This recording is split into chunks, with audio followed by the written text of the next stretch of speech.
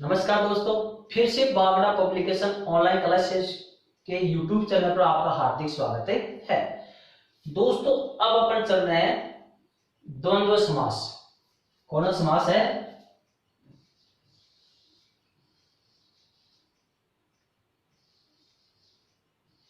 द्वंद्व समास।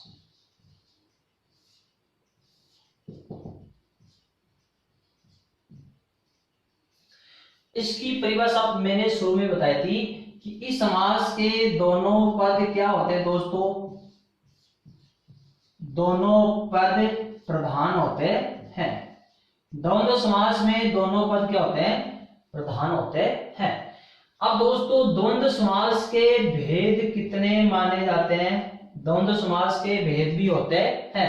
अब दोस्तों, अपन क्या करते हैं कि द्वंद्व समास का चाहे कोई सा उदाहरण हो, अपन उसमें और लगा देते हैं।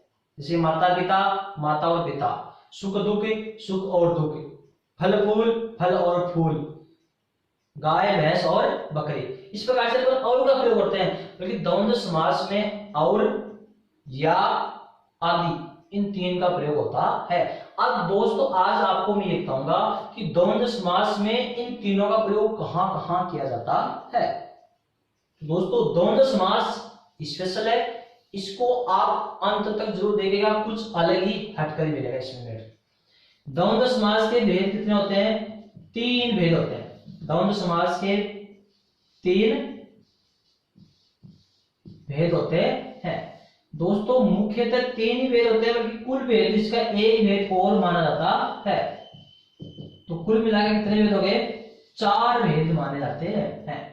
अगर आपसे द्वंद्व समास के भेद पूछ ले तो तीन ही बताने, बल्कि मैं आपको अलग से एक को बताऊंगा। चौथा भेद है वो भी आपके सामने प्रस्तुत हो जाएगा। तो द्वंद्व समास के दोनों पद प्रधान होते हैं और द्वंद्व समास के भेद कितने होते हैं? तीन होते हैं, बल्कि चौथा भेद भी आपको मैं अलग से बताने जा रहा हूं। तो पहला भेद है आपका इतरेतर द्वंद्व। इतरेतर द्वंद्व जिसमें और का प्रयोग होता है। किसका प्रयोग होता है दोस्तों? और का। दूसरा भेद है इसका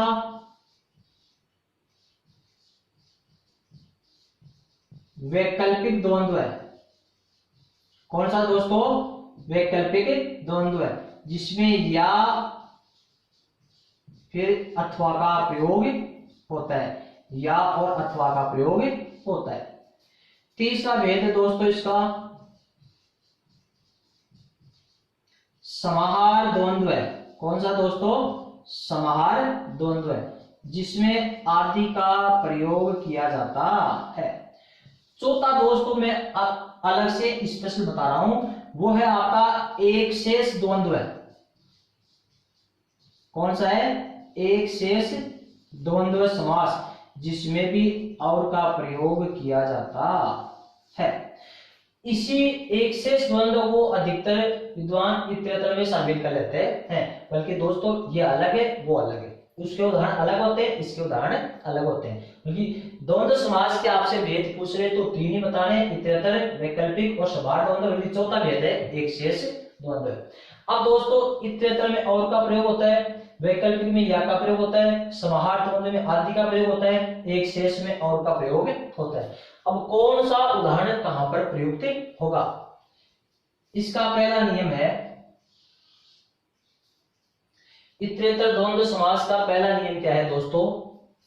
कि इस समास में विलोम शब्द प्रयुक्त होते हैं। क्या होते हैं? विलोम शब्द प्रयुक्त होते हैं। बल्कि एक ही कंडीशन होनी चाहिए विलोम शब्द में, एक पुल्लिंग होना चाहिए, एक स्त्रीलिंग होना चाहिए और दोनों सजीव होने चाहिए। इतरेतर द्वंद्व में चार नियम है। पहला नियम, दूसरा नियम, तीसरा नियम और चौथा नियम। इतरेतर द्वंद्व में भी चार प्रकार के उदाहरण प्रयुक्त होते हैं। तो अभी मैं पहला नियम बता रहा हूं कि इतरेतर द्वंद्व समास में विलोम शब्द प्रयुक्त होते हैं। बल्कि विलोम शब्द की कंडीशन ये होनी चाहिए कि एक विलोम पुल्लिंग होना चाहिए, एक स्त्रीलिंग होना चाहिए, दोनों क्या होना चाहिए, सजीव। जैसे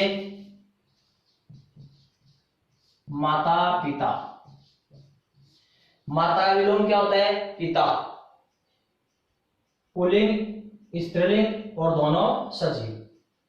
तो जाएगा आपका इतरेतर द्वंद्व में। किसमें जाएगा दोस्तों, इतरेतर द्वंद्व में। अब अपन सीधा चलते हैं पहले इसमें वैकल्पिक द्वंद्व में। इसके 3 नियम है, पहला, दूसरा और तीसरा। इसके 3 नियम है, इसके 4 नियम है। तो अपन पहले इसी को पूरा कर लेते हैं। वैकल्पिक द्वंद्व में भी विलोम शब्द प्रयुक्त होते हैं, विलोम शब्द प्रयुक्त होते हैं, बल्कि यहां पर वो कंडीशन लागू नहीं है, पुल्लिंग स्त्रीलिंग और सजीव होने की आवश्यकता नहीं है, विलोम शब्द होना चाहिए। जैसे रात और दिन, रात दिन। रात का विलोम दोस्तों क्या होता है, दिन होता है। एक पुल्लिंग है, एक स्त्रीलिंग है, बल्कि दोनों सजीव है नहीं है। अगर दोनों सजीव होते तो यहां जाते थे। तो दोस्तों पहला नियम है दोनों का, ये इतरेतर का नियम है, ये वैकल्पिक का नियम है। वैकल्पिक में या का प्रयोग होगा और इतरेतर में और का प्रयोग होगा। इसमें भी विलोम शब्द प्रयुक्त होते हैं, इसमें भी विलोम शब्द प्रयुक्त होते हैं, बल्कि इसमें विलोम शब्द वे ही हो सकते हैं, एक पुल्लिंग एक स्त्रीलिंग और दोनों सजीव हो, तब तो और का प्रयोग होगा, और बाकी सारे विलोम शब्दों में या का प्रयोग होता है। अब जैसे पुत्र पुत्री विलोम शब्द है, एक पुल्लिंग है एक स्त्रीलिंग है और दोनों सजीव है, तो जाएगा यहाँ पर पुत्र और पुत्री, राजा और रानी, शेर और शेरनी। समझ में आ गया दोस्तों। इसमें आएगा पाप का विलोम होता है पुण्य, पाप पुण्य। अब कौन सा स्त्रीलिंग कौन सा पुल्लिंग कौन सा सजीव नहीं है, तो यहाँ पर आपको पुल्लिंग स्त्रीलिंग सजीव कुछ नहीं देखना है, चाहे दोनों सजीव हो चाहे दोनों निर्जीव हो चाहे कुछ भी हो, बल्कि ये कंडीशन लागू नहीं होनी चाहिए। बाकी सारे विलोम शब्द याद में ही आएंगे, रात या दिन। अब इसमें और का प्रयोग नहीं हो सकता है, और का प्रयोग इसलिए नहीं हो सकता क्योंकि और का प्रयोग करते हैं तो दोनों पदों को जोड़ने के लिए करते हैं अपन। इसमें दोनों पद जुड़ सकते हैं, माता और पिता, भाई और बहन, चाचा और चाची, राजा और रानी, दोनों पद जुड़ सकते हैं। इसमें दोनों पद कैसे जुड़ेंगे, इसमें तो दोनों में से एक ही विकल्प को चुनना पड़ेगा, या तो रात होगी या फिर दिन, या तो पाप या पुण्य, या धर्म या अधर्म, सुख या दुख। दोनों साथ कैसे हो सकते हैं, इसमें दोनों साथ हो सकते हैं। इसलिए आपका ध्यान रखना, वैकल्पिक का उदाहरण में या का प्रयोग होता है, रात या दिन, पाप या पुण्य। दोस्तों ये 2 नियम पूरे हो गए। अब अपन इसमें चलते हैं तीसरे में, विलोम शब्द हो गया। फिर अपने ये है कि जब 2 से अधिक पद आ जाए, 2 से अधिक पद आ जाए, जब 2 से, समास में पद 2 होते हैं, बल्कि जब 2 से अधिक पद हो तो, जब 2 से अधिक पद हो तो इतरेतर द्वंद्व में प्रयुक्त होता है। जैसे तन मन धन, तन मन धन, लाल बाल पाल, रोटी कपड़ा मकान, हाथी घोड़ा पालकी, जन गण मन, कंद कंद मूल फल, ऐसे 3 पद प्रयुक्त हो तब भी दोस्तों इतरेतर द्वंद्व में ही प्रयुक्त होता है, और का प्रयोग ही होगा। अब इसका समास विग्रह कैसे करेंगे अपन, तन बीच में जो योजक चिन्ह है यह आपका कोमा में बदल जाएगा, जैसे तन कोमा मन, और यहां पर आपका और का प्रयोग हो जाता है, तन मन और धन, लाल बाल और पाल, रोटी कपड़ा और मकान, दाल बाटी और चूरमा और ट्रपोले। तो दोस्तों इस प्रकार से अपने जब 2 से अधिक पद हो तब भी और का प्रयोग होता है। ऐसे तीसरा नियम है, जब संख्यावाची पद हो तो, जब संख्यावाची पद हो तो दोस्तों और का प्रयोग ही होगा, और इतरेतर द्वंद्व में प्रयुक्त होते हैं। संख्यावाची पद कौन से, जैसे 15 25 35 32 17 78 92। संख्या 1 से लेकर 100 तक गिनती कोई सी भी होनी चाहिए, वो हो गया आपका संख्यावाची पद। बल्कि दोस्तों यहाँ पर दिक्कत ये आती है कि 1 से लेकर 100 तक पूरी संख्या द्वंद्व समास में नहीं आ सकती है। ये बात आपको मैं यहाँ पर स्पेशल बता रहा हूं। जैसे ये 1 है, 10, 10 से 100, 1 2 3 4 5 6 7 8 9 और ये 10, 20 30 40 50 60 70 80 90 और ये 100 हो गए दोस्तों। तो 1 से 100 तक है, ये 1 से लेकर 100 तक गिनती है। यहाँ पर 11, 21, 31, 41, 51, 61, 71, 81, 91, 92, 93, 94, 95, 96, 97, 98, 99 और ये 100। ये 1 से लेकर 100 तक पूरी गिनती हो गई। तो इसमें जो आपका ये L है 1 2 3 4 10, 10 से लेकर 20 30 50 100, जिसको बोलते हैं अपन L, ये हो गया आपका L। तो ये L जाएगा आपका दोस्तों द्विगु समास में। किस में जाएगा दोस्तों? द्विगु समास में। द्विगु समास का पहला पद क्या होता है? संख्यावाची होता है। पहला पद क्या होता है? संख्यावाची। तो ये पहला पद इस L में से ही होता है द्विगु समास में, बीच की संख्या में से नहीं आ सकता। फिर दोस्तों यहां पर आएगा आपका 19 29 39 49 59 69 79, बस 7 संख्या हो गई। ये 7 संख्या जाएगी आपकी अव्ययी भाव समास में। किसमें जाएगी दोस्तों? अव्ययी भाव समास में। कौन कौन सी? 19 29 39 49 59 69 79। जिस संख्या के शुरू में उन होना चाहिए, तो उन शुरुआत में इन 7 संख्याओं में होता है। तो ये भी आपकी अव्ययी भाव समास में। इसका समास वगैरह मैंने अव्ययी भाव समास के वीडियो में अच्छी तरह से बता दिया। जैसे उनका होता है 1 कम, 20 से 1 कम, 29 30 से 1 कम, 39 40 से 1 कम, 49 50 से 1 कम। द्विगु समास हो गया। अब दोस्तों बाकी संख्या बच गई 11 से 12 13 14 15 16 17 18, 21 से 28, 31 से 38, 41 से 48, 51 से 58, 61 से 68, 71 से 78, 81 से 89, 91 से 99। ये सारी संख्या जाएगी आपकी द्वंद्व समास में। किसमें जाएगी दोस्तों? द्वंद्व समास में। ये हो गया आप एक से लेकर 100 तक गिनती पूरी। तो दोस्तों दोबारा देखना, ये L जाएगा आपका द्विगु समास में। L का मतलब है 1 से 10, 10 से 100, बस। 19 वाली संख्या जाएगी आपकी अव्ययी भाव समास में।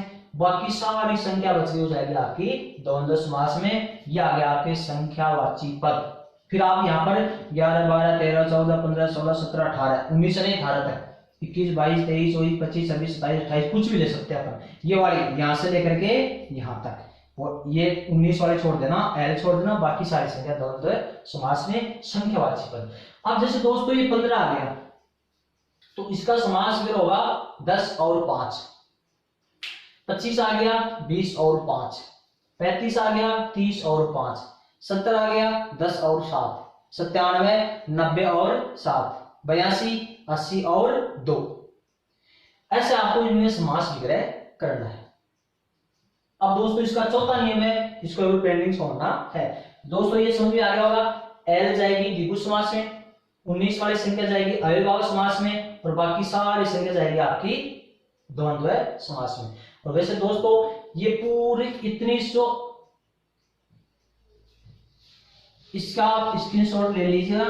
अब दोस्तों अपन चलते हैं, चौथा नियम है, चौथा नियम अपन इसको पेंडिंग छोड़ते हैं। अब चलते हैं अपन एक बार इधर वैकल्पिक द्वंद्व। वैकल्पिक द्वंद्व में किसका प्रयोग होता है दोस्तों? या का प्रयोग होता है। और इसका पहला नियम क्या है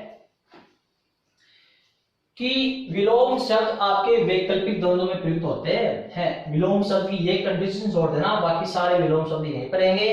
रात या दिन, पाप या पुण्य, इसमें बीच में जो दृष्टि हट जाएगा और या का प्रयोग हो जाएगा। दोस्तों इसका दूसरा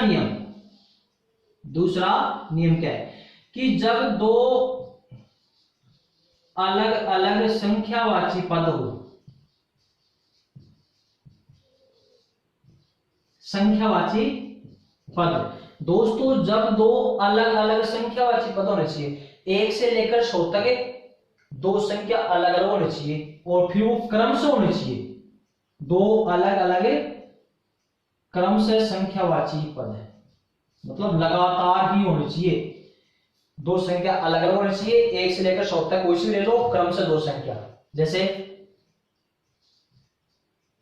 5 6 10 11 20 21, या आपकी हिंदी में लिखे होंगे 5 6 10 11 20 21 29 30 40 41 55 56 85 86 97 98, 1 से लेकर 100 तक कोई सी भी संख्या ले लो, बल्कि संख्या क्रम से होनी चाहिए लगातार, दोनों में 1 का अंतर ही होना चाहिए।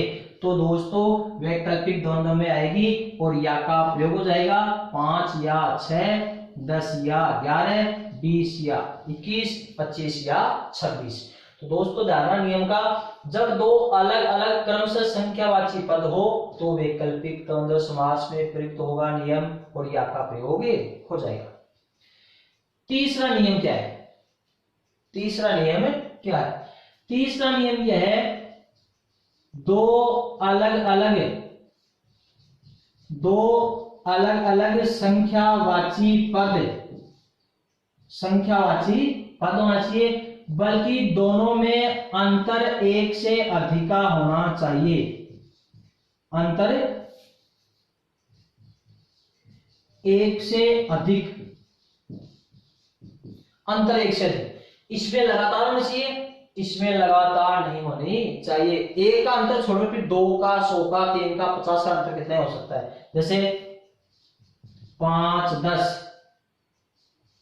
10 20 20 30 100 200, कुछ भी हो सकता है, बल्कि लगातार क्रम से संख्या नहीं होनी चाहिए। अगर क्रम से संख्या आ गई तो यहां पर होगा, और क्रम से संख्या नहीं हो तो एक इसमें 1 का अंतर रहेगा और इसमें 1 से अधिक का अंतर, 2 से लेकर के लाख तक कितना भी अंतर हो, तब होगा आपका वैकल्पिक द्वंद्व में। बल्कि इसमें समास विग्रह हो जाएगा, से और तक का प्रयोग होगा। किसका प्रयोग होगा दोस्तों? से और तक का। जैसे 5 10 का, अब इसमें वैकल्पिक में या का प्रयोग होता है, बल्कि 5 या 6 में, 5 में तो 5 या 6 का प्रयोग हो जाएगा, तो इसमें 5 या 10 नहीं होगा, क्योंकि इसमें तो या तो 5 हो सकती है या फिर 6 हो सकती है, इसमें 10 हो सकती है या फिर 11 हो सकती है, 20 हो सकते हैं या फिर 21 हो सकती है संख्या, क्योंकि 5 10 में 5 या 10 थोड़ी हो सकती है, 6 7 8 9 10 कितनी भी हो सकती है। तो 5 10 का समास विग्रह होगा 5 से 10 तक, 20 से 30 तक, 10 से 20 तक, 100 से 200 तक, 1000 से 10,000 तक, 50 से 60 तक, 50 से 100 तक, 100 से 200 तक, 500 से 1000 तक। ऐसी संख्या है तब होगा आपका, ये रहेगी आपकी वैकल्पिक में, तो इसका समास विग्रह से और तक के हिसाब से हो जाता है। दोस्तों दोनों में अंतर ध्यान रखना, इसमें भी अलग अलग संख्या है, इसमें भी अलग अलग संख्या है, बल्कि इनमें तो दोनों संख्या क्रम से लगातार होनी चाहिए, दोनों के मध्य 1 का अंतर होना चाहिए, इसमें क्रम से लगातार नहीं होनी चाहिए, अंतर 1 से अधिक होना चाहिए। अगर क्रम से संख्या हो तब तो या का प्रयोग हो जाएगा, और अधिक का अंतर हो तब से और तक का प्रयोग हो जाता है, बल्कि दोनों में समास कौन सा माना जाएगा? वैकल्पिक द्वंद्व है। फिर चलते हैं दोस्तों अपन समाहार द्वंद्व। समाहार द्वंद्व में क्या होता है? इसका पहला नियम और 2 नियम, इसमें 2 नियम है, पहले के 4 नियम है, दूसरे के 3 नियम है, तीसरे के 2 नियम है और चौथे के 1 नियम है। कुल मिलाकर के द्वंद्व समास में 10 नियम प्रयुक्त होते हैं, 10 प्रकार के उदाहरण प्रयुक्त होते हैं। अब दोस्तों अपन आगे चलते हैं। पहला नियम है, आदि का प्रयोग कहां होता है? जब दोनों पद समान हो, जब दोनों पद समान हो तब आपका आदि का प्रयोग होगा। दोनों पद एक ही होना चाहिए, पर्यायवाची होना चाहिए। क्या होना चाहिए दोस्तों? पर्यायवाची, एक समान होना चाहिए। जैसे जी जान, जी जान, अब दोनों एक ही चीज है, दोनों पद एक समान है, जी जान। कपड़े लत्ते, भूल चूक, कंकड़ पत्थर, पेड़ पौधे जीव जंतु। अब पेड़ पौधे जीव जंतु कंकड़ पत्थर ये सब एक ही चीज है, छोटे बड़े हो सकते हैं, जी और जान दोनों एक ही चीज है, तो दोनों पद समान होने चाहिए, तब रहेगा आपका दोस्तों समाहार द्वंद्व है और आदि का प्रयोग होगा। अब आदि का प्रयोग कैसे हो जाएगा? इसका समास विग्रह होगा, जी जान आदि, जी जान आदि। ये जो योजक चिन्ह है वो कोमा में बदल जाएगा, अल्पविराम चिन्ह में बदल जाएगा और लास्ट में आपका अंत में आदि लग जाएगा। ऐसा नहीं जी आदि जान, नहीं, आदि का प्रयोग होता है अंत में। ये योजक चिन्ह अल्पविराम चिन्ह में बदले जाएगा। जैसे कंकर पत्थर, तो कंकर पत्थर आदि, कपड़े लत्ते, कपड़े लत्ते आदि, जीव जंतु आदि, पेड़ पौधे आदि, भूल चूक आदि, लिपापोती आदि। तो दोस्तों जब दोनों पद एक ही हो, एक समान हो, तब होगा आपका आदि का प्रयोग। इसका दूसरा नियम क्या है दोस्तों, ध्यान रखना, जब एक तो सार्थक पद हो और एक निरर्थक पद हो, दोस्तों ध्यान रखना, इसमें दोनों सार्थक होने चाहिए। सार्थक का मतलब होता है जिसका अर्थ निकलता है और निरर्थक का मतलब होता है जिसका अर्थ नहीं निकलता है। तो जब इसमें तो दोनों पद सार्थक होंगे तो दोनों के अंत में आदि का प्रयोग करना है। इसका दूसरा नियम यह है कि एक पद तो सार्थक होना चाहिए, दूसरा पद निरर्थक होना चाहिए। आगे पीछे कोई से भी हो सकता है, पहले निरर्थक भी आ सकता है, बाद में सार्थक हो सकता है। तो समास विग्रह करते समय क्या करना, आपको निरर्थक पद को हटा देना है और सार्थक पद के अंत में आदि का प्रयोग कर देना है। जैसे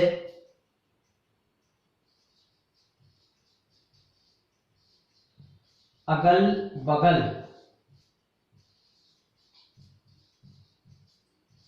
अड़ोस पड़ोस, अड़ोस पड़ोस। अब दोस्तों देखो इधर अगल बगल, अब बगल तो होता है बल्कि अगल नहीं होता है। अगल बगल, बगल तो होते साइड में, बगल में, लेकिन अगल कोई सार्थक शब्द निरर्थक है। अड़ोस पड़ोस, पड़ोस होता है बल्कि अड़ोस नहीं होता है। चाय वाय, चाय वाय, चाय होता है बल्कि वाय नहीं होता है, इसलिए ये सार्थक ये निरर्थक। तो ऐसी कंडीशन आए तो आपको क्या करना है, निरर्थक पद को हटाना है और सार्थक पद के अंत में आदि का प्रयोग करना है। तो अगल बगल का समास विग्रह होगा बगल आदि। कैसे हो जाएगा, बगल आदि। इसका हो जाएगा पड़ोस आदि, इसका हो जाएगा चाय आदि। अब खाना वाना, खाना आदि, खान पान आ जाए, खान पान। तो दोस्तों ध्यान रखना ये इसमें जाएगा क्योंकि खान पान दोनों सार्थक है, खान पान दोनों सार्थक है, तो इसको जाएगा खान पान आदि। अब दोस्तों अपन चलते हैं एक शेष द्वंद्व का एक ही नियम है, एक ही नियम है। वो कौन सा है दोस्तों, ध्यान रखना अच्छी तरह से। ये द्वंद्व समास के मैं अच्छी तरह से 4 भेद बता रहा हूं और 4 भेद में 10 नियम आपको अच्छी तरह से बता रहा हूं। अब दोस्तों एक शेष द्वंद्व समास में है समूह का बोध, समूह का बोध कराने वाले शब्द, एकल शब्द प्रयुक्त होते हैं। समूह का बोध कराने वाले एक से मतलब एकल शब्द प्रयुक्त होते हैं, जिसमें आपको समास में वैसे 2 पद होने चाहिए, क्योंकि इसमें आपको 2 पद नहीं दिखाई देंगे, एक ही पद दिखाई देगा और समूह का बोध कराएगा, क्योंकि उसमें समास विग्रह करते समय 2 पद अपने आप ही अलग हो जाएंगे। समूह का बोध कराने वाले एकल शब्द प्रयुक्त होते हैं, जैसे कक्षा, परिवार, दंपति, सभा। कक्षा, परिवार, दंपति, सभा, ऐसे सेना, संघ, समाज, ये सब के सब समूह का बोध करा रहे हैं और एकल शब्द है, ये होंगे आपके एक शेष द्वंद्व समास में और इनमें प्रयोग होगा और का। अब जैसे कक्षा है, इसका समास विग्रह पूछ लिया आपसे कि कक्षा का समास विग्रह बताइए, तो इसका होगा छात्र और छात्रा, छात्र और छात्रा। दोस्तों लड़का और लड़के नहीं कर सकते, छात्र और छात्रा ही होगा। परिवार, अब परिवार में कौन कौन हो सकते हैं, अगर माता और पिता करते हैं तो चाचा चाची रूठ जाएंगे, भाई बहन रूठ जाएंगे, तो इसका मतलब परिवार में हो जाएगा नर और नारी, स्त्री और पुरुष। अब सारी पौत्री से लेकर के दादी तक सारी नारियां हो गई, स्त्रियां हो गई, और पौत्र से लेकर के दादा तक सब हो गया आपके पुरुष। एक कैटेगरी है। परिवार में दो ही कैटेगरी होती है, या तो स्त्रियां हैं या फिर पुरुष है। और उसमें स्त्रियों में चाचा, वो चाची, बहन, दादी, मम्मी, माता सब इसमें आ गई। और इधर पुरुष में आ गया आपके भाई, चाचा, ताऊ, ये सब इसमें आ गए। तो दोस्तों परिवार में होगा या तो नर या फिर नारी, या तो स्त्री या फिर पुरुष। तो इसका समास फिर होगा नर और नारी, स्त्री और पुरुष। दंपति दोस्तों क्या है? दंपति। दंपति में क्या कहोगे? नर और नारी गलत, स्त्री और पुरुष गलत। दंपति में पति और पत्नी ही होगा, पति और पत्नी, क्योंकि पति और पत्नी को दंपति बोलते हैं। नर और नारी को दंपति नहीं कह सकते।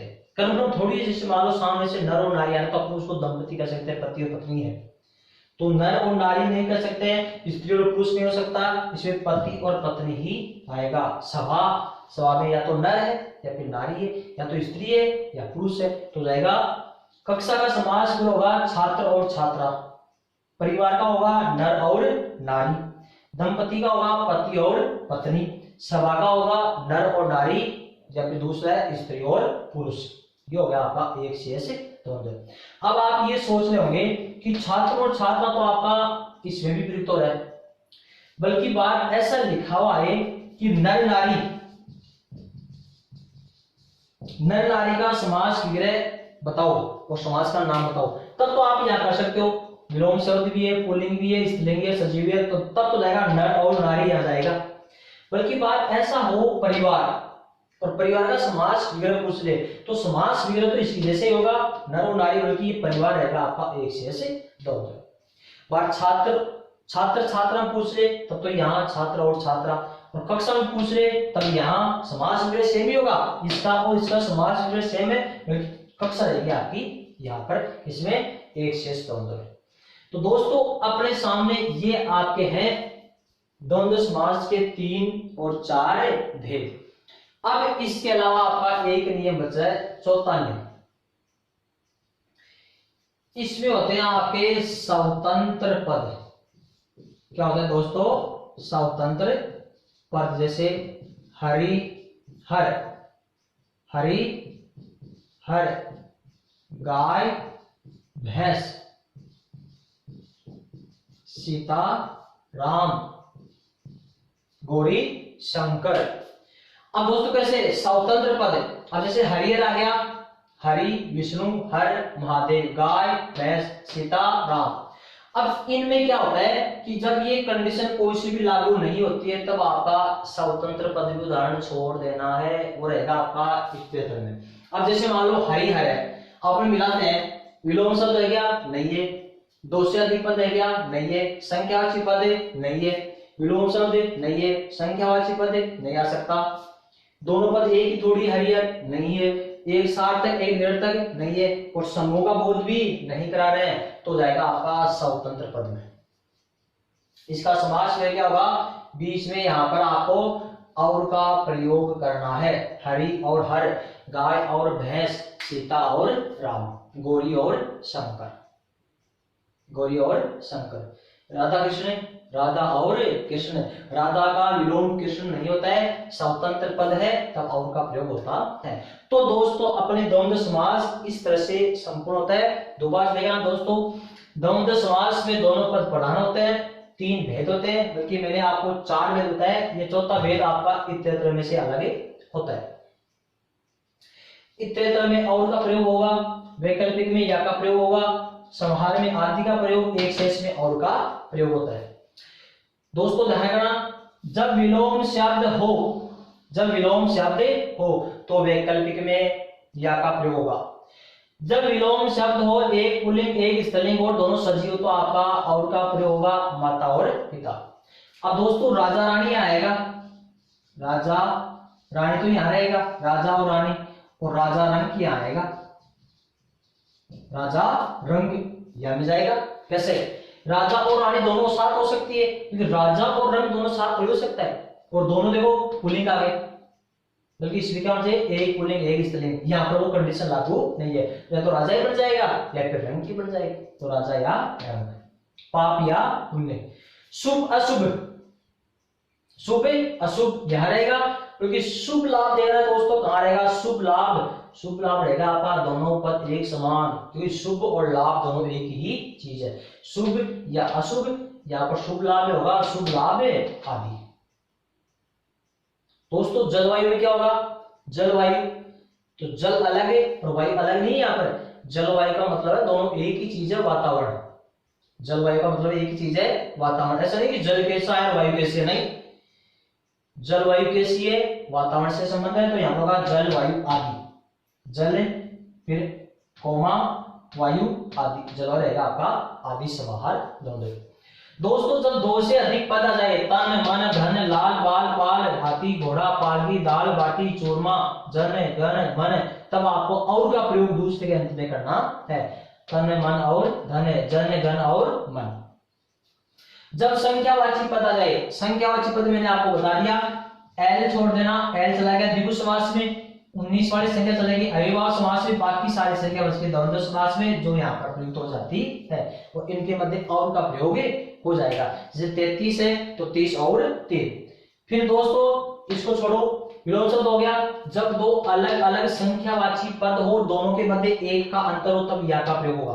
फिर चाहे कोई सी भी संख्या ले लो, और जब अंतर एक से अधिक हो, तब से और तक का प्रयोग होगा। 50 से 60 तक, 50 51 में 50 51 यहाँ रहेगा, 50 60 यहाँ रहेगा। दोस्तों फिर चलते हैं, जब दोनों पद एक समान हो, दोनों पद एक समान हो और 60 तक हो, तब आदि का प्रयोग हो जाता है। जैसे भूल चूक आदि, शुभ लाभ आदि, कपड़े लत्ते आदि, कंकर पत्थर आदि। फिर दोस्तों ये जब एक 60 तक एक निरर्थक हो, तो निरर्थक को हटा करके 60 तक पद के अंत में आदि का प्रयोग कर देते हैं, तो हो जाएगा अगल बगल में, अगल निरर्थक है, बगल 60 तक है तो बगल आदि, पड़ोस आदि, चाय आदि, खाना वाना खाना आदि, आसपास पास आदि। फिर दोस्तों अपने लास्ट में एक शेष द्वंद्व, इसमें और का प्रयोग किया जाता है। समूह का बोध कराने वाले एकल शब्द प्रयुक्त होते हैं, कक्षा परिवार दंपति सभा संघ परिवार समाज ये होते हैं, तो इनका समास विग्रह उसके आधार पर हो जाता है। दंपति हो जाएगा पति और पत्नी, छात्र और छात्रा, परिवार में नर और नारी, समाज में नर और नारी, सभा में नर और नारी या स्त्री और पुरुष। तो दोस्तों द्वंद्व समास इस प्रकार से संपूर्ण कंप्लीट होता है। आज तक अपन के दिमाग में ये चल रही थी कि द्वंद्व समास का कोई सा उदाहरण हो और का प्रयोग कर दो, लेकिन और का प्रयोग कहाँ होता है, या का प्रयोग कहाँ होता है, आदि का प्रयोग कहाँ होता है, और का प्रयोग कहाँ होता है, ये मैंने आपको विस्तृत रूप से बता दिया है। द्वंद्व समास के भेदे 4, नियम है 10। और वैसे दोस्तों ये इतनी डीपली इतनी गहराई से मैटर केवल अपनी पुस्तक में ही मिलेगी। तो दोस्तों अपनी व्याकरण की पुस्तक भी चलती है, पब्लिकेशन है बागड़ा पब्लिकेशन जयपुर, ये तो ऑनलाइन क्लासेज है, इसी नाम से अपना पब्लिकेशन है बागड़ा पब्लिकेशन जयपुर। पुस्तक का नाम है भारतीय हिंदी व्याकरण कोश। दोस्तों अपनी पुस्तक का नाम है भारतीय हिंदी व्याकरण कोश, पब्लिकेशन है बागड़ा पब्लिकेशन, और अपनी स्वयं किताब है। ये अपने कॉन्टैक्ट नंबर है, जो भी कोई समस्या है तो व्हाट्सएप नंबर बेझिझक निसंकोच होकर के एसएमएस या मैसेज प्रेषित करें। तो दोस्तों ये मैटर आपको अच्छी तरह से याद हो गया होगा। अब अपन अगले वीडियो में चलते हैं बहुव्रीहि और द्विगु समास दोनों को एक साथ मिला करके।